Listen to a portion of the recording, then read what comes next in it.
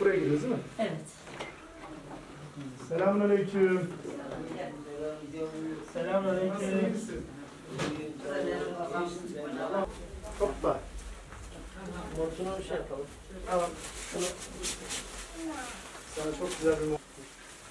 Ver bu elinde bana. Bu elinde bana. Hop. Hoppa. Şimdi bak ne yapacağız biliyor musun? Maşallah. Dur bak sana. Bak burada ne var biliyor musun? Neler vermişler ya. Maske. Bu senin, tamam mı? Bak bunu çöpe atıyorsun, artık onu kullanmayacaksın. Söz mü? Tamam. Bu senin masken bak. Allah razı olsun. Allah yerine Allah kabul etsin. Biz vesile oluyoruz abla. Keşke bunu bana vereceğim. Sana verin. Getir bakayım ayağını. Ayağını getir bakayım. Sağdan çek.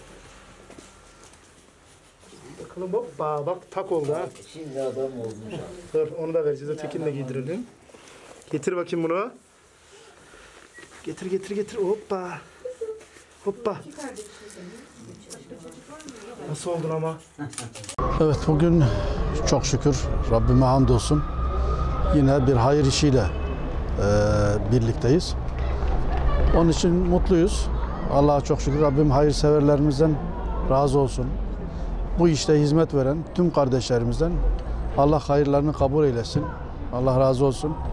Bugün Vefa Vakfı'yla beraber ortaklaşa olarak bir protokol neticesinde yapılan etkinliklerden birisi de bu yardım dağıtma kampanyalarımızdan birisi.